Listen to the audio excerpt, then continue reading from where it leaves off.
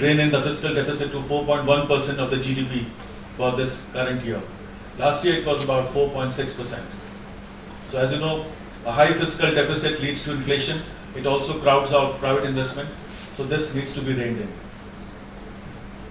Looking at our external sector, exports, as Professor Anuj Sharma said, they have stagnated around 300 billion US dollars.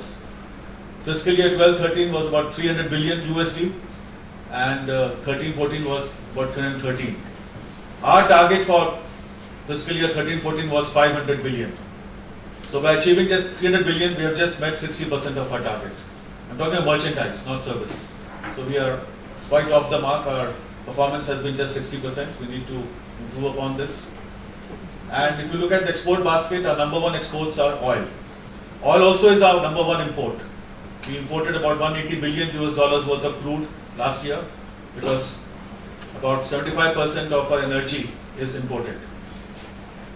And then we refined, we have excess capacity in the refining sector, so we exported also refined crude. Imports, as you can see, they were about last year 450 billion US dollars. So we were able to achieve a low current account deficit through import compression.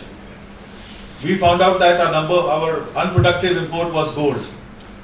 Last year we spent about 60 billion US dollars on import of gold.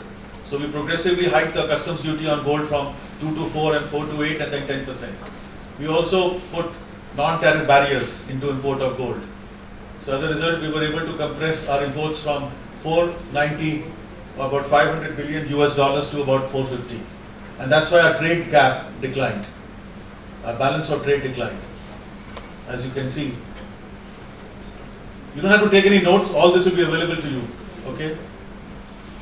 Trade balance declined, but still a negative. And this was cushioned by our surplus in balance of services, our remittances. So our current account balance as a percentage of GDP became minus 1.7 as compared to minus 4.8.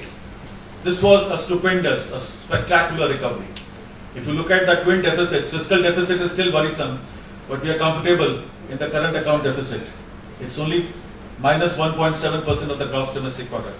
Now the economists say that we can go up to 2.5%, 2.5% of the GDP. That's the tolerable level.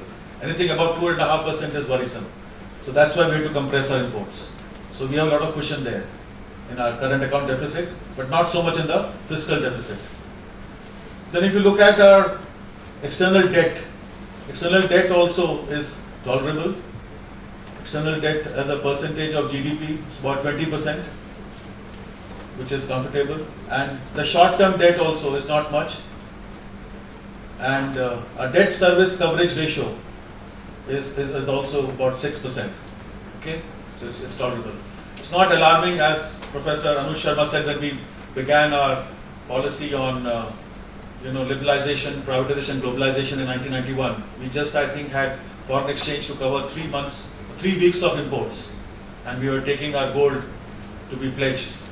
That was the real ignominy for our country. We are very comfortable. Our reserves, foreign exchange reserves, as you can see, are about 300 billion US dollars. Our debt, our coverage ratio is 6%, so it's still comfortable. But we can't be complacent. We have to attract more and more of also foreign direct investment and portfolio investment into our economy. As you can see that in the last year, our FDI total inflows was about 36 billion US dollars.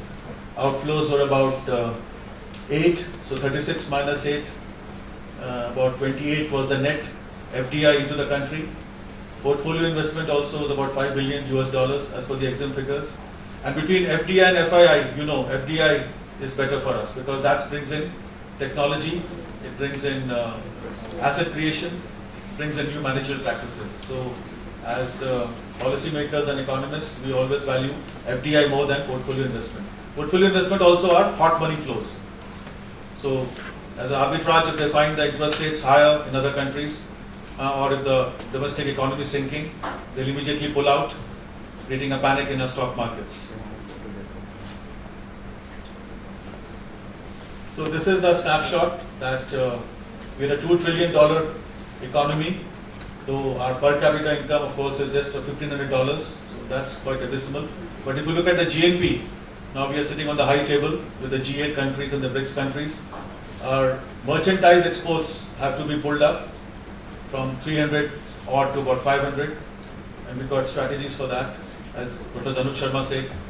Market diversification, technical upgradation, reduction of transaction costs, management of exchange rate. Now let me put the other slide of the Exim Bank.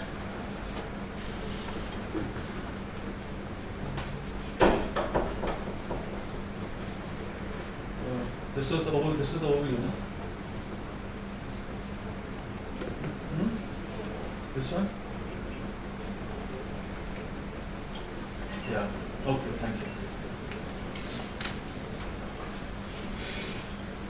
Yeah.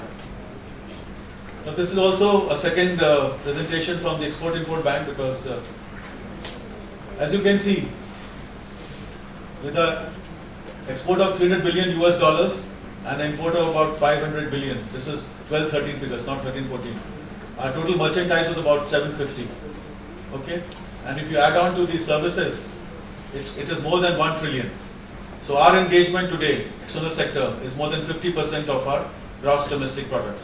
When I was a student like you in St. Stephen's College doing my BA Economics, we had Professor Deepak Nair teaching international economics in JNU, and he wrote an article, I think in EPW, Economic and Political Weekly, saying that external sector is like the tail and the domestic sector is like the dog. So he said that only the dog can wag the tail can't wag the dog. Today, friends, with 50-50 or more than 50, both the tail can wag the dog and the dog can wag the tail. We just can't wish away the external sector. As Professor Anuj Sharma said, if you look at our export destinations, we are shifting southwards now. We are going for more and more south-south trade. So we are shifting from our traditional markets of USA, EU and Japan to the non-traditional markets of Latin America, Africa and ASEAN countries. Okay, direction is changing. And we also have built in our incentives. We have programs, we have incentives under Chapter 3 like the Focus Market Scheme, and some of the incentives for these non-traditional markets are the highest. So it's a deliberately policy-led shift because of the recession in the traditional markets. Sorry. India's imports also are shifting southwards. We are importing more and more, and today China, I'll tell you, has become one of our major trading partners with whom we have an adverse balance of trade. So recently our Honorable Minister of State for Commerce had gone with our Vice President, Mrs. Nirmala Sitharaman, and we are trying to mend our adverse balance of trade with China. If you look at our major trading partners, so now look at this, export markets, import markets. China is number one today, then UAE, then Saudi Arabia. Exports, number one export market is UAE, then Singapore, China is also becoming more and more important. If you look at our trade basket, our number one import is crude, and our number one export also is refined crude. So what has happened is, this is like an enigma.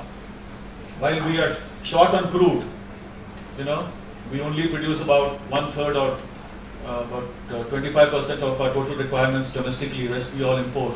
We are importing crude, but we have excess capacity in our refining sector. One of our big premium trading houses is the Bangalore Refinery Petrochemicals Limited, MRPL, which has recently applied to us for an import authorization of 30,000 crores for import of crude from Iran. So they will refine this. So is the Reliance Refinery in Jamnagar, if you have seen, Reliance Industries. So our number one export is petroleum. Next is gems and jewelry, then engineering. It has shifted, as Professor Anuj Sharma said, from labor intensive to capital intensive and technology intensive sectors. We are also encouraging pharma, engineering. Okay, but what is important for us is the net foreign exchange. Now, if you look at gems and jewelry, we also imported the raw, uncut, semi-precious stones and diamonds for 23 billion, and our export was 43. So the net foreign exchange was 43 minus 23, 20 billion US dollars. So if you just look at the export side, you may feel that gems and jewelry is doing very well, but they've also drained out of foreign exchange reserves of 23 billion. So we normally calculate the net foreign exchange. This is our star performer. Services, as you know, we're acknowledged as the intellectual capital, IT power, superpower of the world, and our service exports are going up. Our companies are now recognized all over the world, whether it is TCS or Infosys or Wipro. These are the FDI and the portfolio, the foreign direct investment flows direction.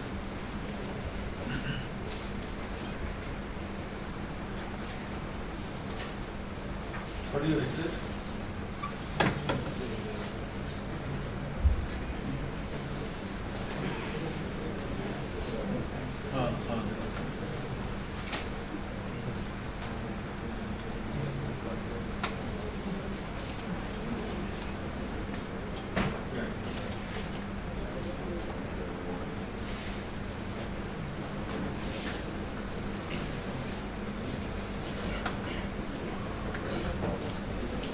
Okay, as I said, friends, that this is a novel scheme under para 2.51 of the foreign trade policy. Of course, I'll just give you a brief, idea. My colleague Dr. Amnay Chandra will run into much greater detail. I'll just give you the brief, as I say, the skeleton, the flesh and blood and the muscles will be all given by my colleague. Now, this is what we do. Okay, these very nice, colorful books which are in the color of our Indian tricolor. We bring out the foreign trade policy and the handbook of procedures. I'll tell you, DGFT, Director General of Foreign Trade, is a very important office under the Ministry of Commerce. It is headed by the DG, Director General, who sits in Udyog Bhavan. He is at the rank of Additional Secretary to Government of India. Currently, Mr. Praveer Kumar from the UP cadre is the Director General. Under the Director General, there are 4 zonal additional Director Generals, zone-wise: North Zone, South Zone, East Zone, West Zone. So I am the Additional Director General, North Zone, and I am of the rank of Joint Secretary to Government of India. I have 11 regional authorities under the North Zone. We have the states of Uttar Pradesh, Uttarakhand, Punjab, Haryana, J&K and Rajasthan with us. My batchmate sits in Mumbai, Dr. Kavita Gupta. She is Additional DG West Zone. We have Additional DG in the South Zone and East Zone. That is how it is structured. We have 36 RAs, regional authorities all over the country.